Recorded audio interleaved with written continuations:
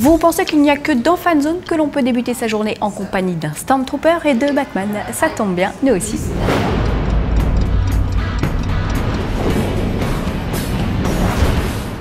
Vous le savez, le Comic Con Paris, c'est du 23 au 25 octobre à la Grande Halle de la Villette. On vous en parlait il y a un an en compagnie de Louis Leterrier, parrain de l'événement. Ce Comic Con, c'est le grand rendez-vous européen de la pop culture. Un rendez-vous qui approche à grands pas puisque nous sommes à J-36 du lancement. Il est donc grand temps de faire un point sur ce qui vous attend. Depuis un an, on a d'abord confirmé énormément de talents.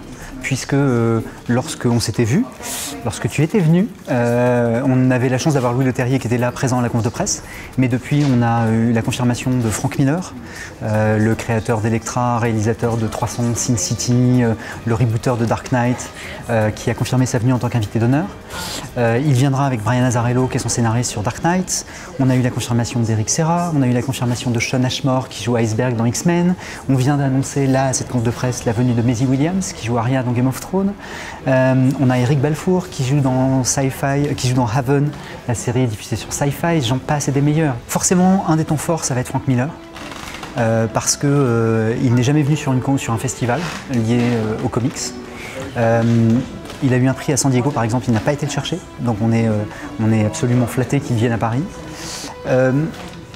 Autre temps fort, le cosplay, parce que c'est un vrai temps fort, c'est inhérent au Comic Con, et que le gagnant de Paris ira représenter la France à Chicago l'année prochaine à la finale mondiale. Donc une vraie compétition, pas juste un prix, là c'est vraiment le poids de la responsabilité de représenter son pays. Autre temps fort aussi, le dimanche, lors de notre Family Day, la vente aux enchères au profit de C'est que du bonheur, qui est l'association de LNC, avec des œuvres réalisées sur le Comic Con pendant 2 jours et demi, mais aussi des costumes et des créations originales liées autour de Batman, du masque et de la cape de Batman. Le Comic Con, c'est l'abréviation de Comics Convention, donc il faut des auteurs. Donc déjà Frank Miller, Brian Azzarello, forcément. Brian Michael Bendis, qui est le monsieur Marvel de l'écurie Marvel Comics. On aura Matt Fraction qui fait partie de la nouvelle génération, Jimmy Palmiotti, Amanda Conner qui sont des anciens de Marvel et DC qui seront là dans l'Artist Alley pour partager et faire des dessins en direct. Il y aura des choses autour de l'univers de Star Wars puisque d'abord on diffusera en exclusivité un épisode de Star Wars Rebelle, la série animée, que nous aurons la chance d'avoir le monsieur qui chez ILM a réalisé les maquettes et les créatures des 6 premiers Star Wars, qui s'appelle Jeff Mann. Nous aurons la 501e avec les Stormtroopers qui seront là, plus des démonstrations de combats de sabre laser. On aura des images exclues de Star Wars Rebelle, on aura des premières images du film Snoopy qui sort le 23 décembre. Nous aurons des images exclues de la série animée Les Gardiens de la Galaxie qui sera diffusée sur Disney XD en 2016. On n'est qu'au début du programme. Il y a d'autres choses qui vont arriver. Il nous reste 36 jours et je peux vous dire qu'on n'a pas tout annoncé, mais dans les jours qui arrivent, dans les semaines qui arrivent, on va avoir d'autres révélations et d'autres choses à annoncer dans le programme. Vous l'aurez compris, on ne croisera que du beau monde 3 jours durant, alors on se dépêche de réserver sa place car nous, on y sera.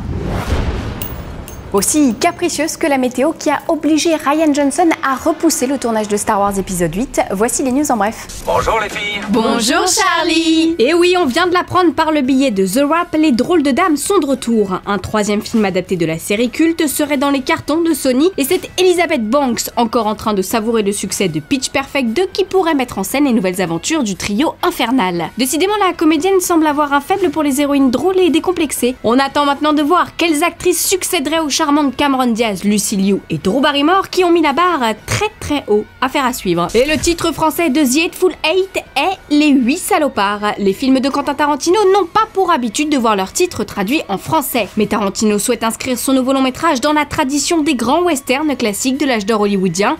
La VF était donc incontournable. En revanche, le film n'a toujours pas de date de sortie chez nous, mais on peut tabler sur janvier au plus tard février afin de coller à la date US programmée au 8 janvier. Aujourd'hui dans le courrier des Fanzoniens, on répond à Vince Neo qui nous demande entre autres des nouvelles de la planète des singes. Eh bien Vince Neo, figure-toi que le nouveau méchant du film s'appellera Colonel et prendra les traits de Woody Harrelson. L'intrigue de ce 3e opus intitulé War for the Planet of the Apes est tenue secrète, donc nous pouvons difficilement t'en dire plus pour l'instant Vince Neo. Mais en attendant la sortie du film de Matt Reeves le 9 août 2016, rendez-vous dans les salles obscures le 18 novembre prochain pour découvrir l'ultime volet d'Hunger Games, dans lequel Woody Harrelson joue cette fois-ci les gentils. Vous noterez au passage la tagline de la nouvelle affiche d'Hunger Games qui devrait parler aux lecteurs des romans. Fanzone, c'est fini pour aujourd'hui, mais vous pouvez nous retrouver sur YouTube en vous abonnant à la chaîne Fanzone et à la chaîne Allociné.